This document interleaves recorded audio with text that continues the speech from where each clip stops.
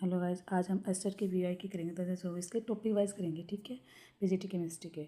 तो पहला टॉपिक हमने उठाया है कोऑर्डिनेशन कंपाउंड का। तो आज कोऑर्डिनेशन कंपाउंड से रिलेटेड जितने भी क्वेश्चंस पिछले जो स्टेप में आए हैं वो करेंगे।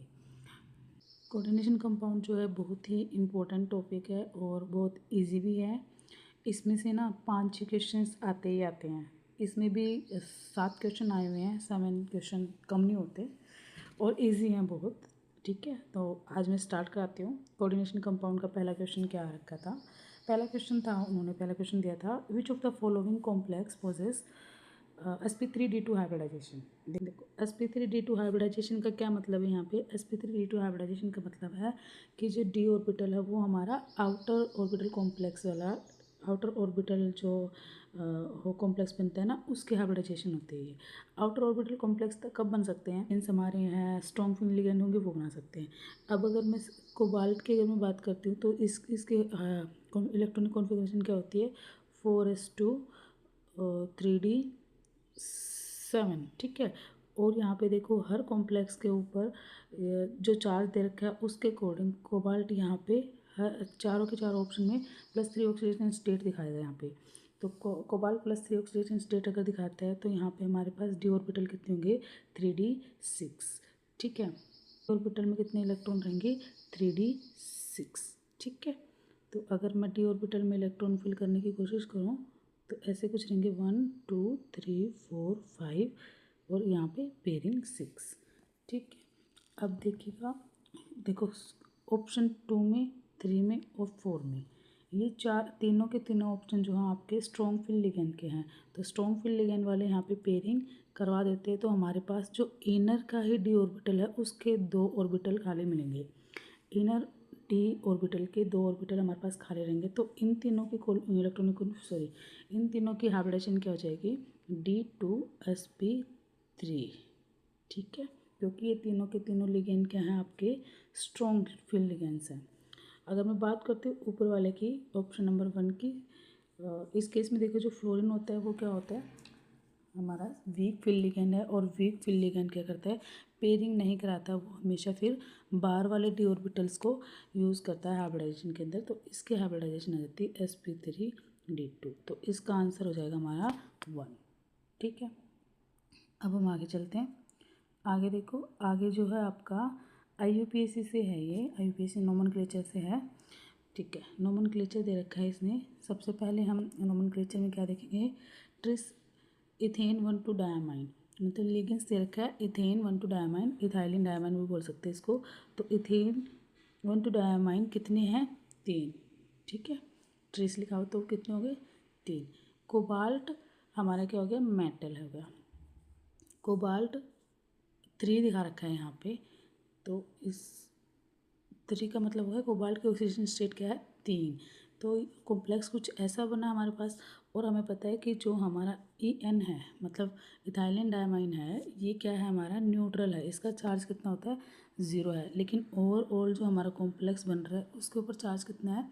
+3 है। तो इसको हमें बैलेंस आउट करने के लिए यहाँ पे हमारे पास कौन सा आयन दे रखा है? सल्फेट आयन दे रखा है। तो सल्फेट आयन कितने हो जाएंगे अब? 3। ठीक है, तो इस अकॉर्डिंग इसका आंसर हो जाएगा आपका 3। ठीक है, ये सेकंड क्वेश्चन था। थर्ड क्वेश्चन की अगर मैं बात करूँ, ऑक्टाहेड्रल कॉम्प्लेक्स के अंदर D3 मेटल आयन की CFSC पूछ रखी, क्रिस्टल फील्ड स्प्लिटिंग एनर्जी पूछ रखी इन्होंने। और ये आपका CFSC जो निकालते हैं, कौन सा टॉपिक में निकालते हैं? CFT थ्योरी से निकालते हैं। हमें पता है कि CFSC हम CFT थ्योरी के अंदर निकालते हैं। इसके अंदर हमारा जो D ऑर्बिटल होता है ना, वो क्या होता है? स्प्लिट हो जाता है 3 T2 में और 2 EZ में। ठीक है, ये हमारा बैरी सेंटर है। तो इसके ऊपर वाले को हम क्या लिखते हैं? +0.6। इधर क्या लिखेंगे? -0.4। ठीक है, तो कितने का पूछ रखा है इसने? D3 का पूछ रखा है। D3 मतलब 1 इलेक्ट्रॉन, 2 इलेक्ट्रॉन, 3 इलेक्ट्रॉन। T2G के अंदर ही 3 इलेक्ट्रॉन फिल हो गए हैं। तो कैसे निकालेंगे? CFSC का फॉर्मूला क्या होता है? -0.4 into number of T2G electron कितने हैं? 3, plus 0.6 into number of electron easy के अंदर इलेक्ट्रॉन कितने हैं, 0, तो ये तो 0 ही हो गया। आपके पास कितना आ गया, 4 × 12 -1.2 डेल नोट। ये आ गया आपकी ऑक्टाहेड्रल कॉम्प्लेक्स की CFSC वैल्यू। तो इसके आंसर आ जाएगा 1। उसके बाद आपका आता है नेक्स्ट क्वेश्चन है आपका number of moles of AgCl precipitate by 1 mole of.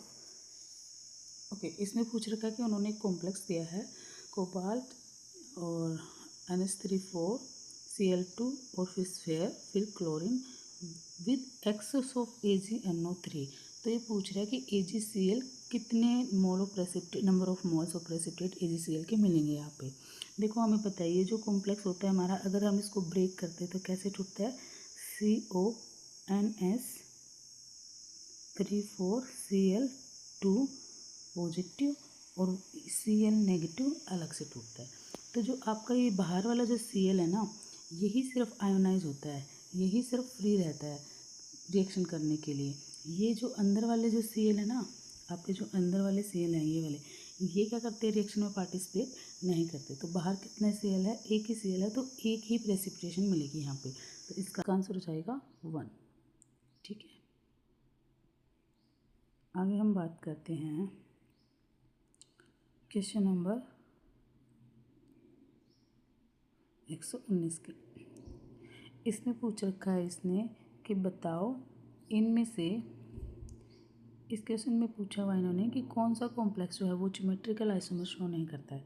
Geometrical isomers कौन से होते हैं, सिस ट्रांस वगैरह जो शो करते हैं। देखो सेकंड ऑप्शन में देखो, ये भी सिस और ट्रांस शो करेगा, ये भी सिस और ट्रांस शो करेगा। ये ऑक्टाहेड्रल कॉम्प्लेक्स है, ये स्क्वायर प्लेनर है। ठीक है, यहाँ पे भी देखो स्क्वायर प्लेनर है, लेकिन चारों के चारों लिगेंड क्या है, अलग अलग हैं। तो भी प्रायोरिटी बेसिस के अकॉर्डिंग ये भी सिस और ट्रांस जो है शो करता है। लेकिन ऑप्शन नंबर 4 के अंदर देखो, इसके अंदर चारों के चारों लिगेंड से सेम है, तो चारों लिगेंड सेम हो गए, तो ये आइसोमर तो शो करेगा ही नहीं। तो यही इसका आंसर होगा, इसका आंसर हो जाएगा 4th। ज्योमेट्रिकल आइसोमर कौन सा शो नहीं करता है, ऑप्शन नंबर 4। नेक्स्ट क्वेश्चन देखो, अगला क्वेश्चन कह रहा है कि कौन सा लिगेंड है which one of the following ligands can bring out the highest oxidation state in the transition metal. कि ट्रांजिशन मेटल में हाईएस्ट ऑक्सीडेशन स्टेट को कौन स्टेबलाइज कर रहा है। तो इसका आंसर हो जाएगा आपका नंबर 1 फ्लोरीन। फ्लोरीन क्यों होता है, क्योंकि देखो जो सबसे ज़्यादा ऑक्सीडेशन स्टेट को स्टेबलाइज कौन करेगा, ऐसा लिगेंड जो साइज़ में क्या होगा, छोटा रहेगा। ये फ्लोरीन आपका इन सब में से साइज़ में छोटा होता है ना, हम जब पीरियोडिक टेबल पढ़ते हैं 11th क्लास में तो ट्रेंड देखते हैं साइज़ का। दूसरा सबसे ज़्यादा इलेक्ट्रोनेगेटिव भी कौन सा है, इनमें से फ्लोरीन। तो आंसर इसका हो जाएगा 1। अगला क्वेश्चन है CFSC निकाल लिए, इसके भी सेम है, वही है 1 2 3 नीचे और 2 ऊपर, क्योंकि ये किसका है, ऑक्टाहेड्रल का पूछ रहे हैं ना। तो D6 का पूछना मतलब 6 इलेक्ट्रॉन भरे जाएंगे D के अंदर टोटल। ठीक है, और इसने साथ में बात की कि strong field ligand, strong field ligand का मतलब क्या होता है, वो पेयरिंग करा देते हैं। तो इलेक्ट्रॉन सारे कहाँ भरे जाएंगे, 6 के 6 नीचे, 1 2 3। अब पेयरिंग हो जाएगी क्योंकि स्ट्रॉन्ग है, 4 5 6। ऊपर इलेक्ट्रॉन इसी के अंदर इलेक्ट्रॉन नहीं जाएंगे, T2G में ही 6 के 6 इलेक्ट्रॉन भर जाते हैं। तो इसके अगर हम इलेक्ट्रॉनिक कॉन्फ़िगरेशन देखेंगे तो क्या हो जाएगा हमारे 2 2G6 Eg0।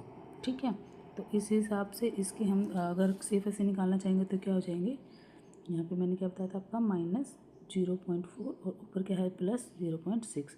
-0.4 इंटू कितने नंबर ऑफ T2G के अंदर है 6, प्लस करने की जरूरत नहीं क्योंकि ऊपर इसी में कोई इलेक्ट्रॉन है नहीं। तो कितने जाएंगे 6, 6 × 4 2.4 है ना, -2.4। तो इसका आंसर आ जाएगा आपका 2।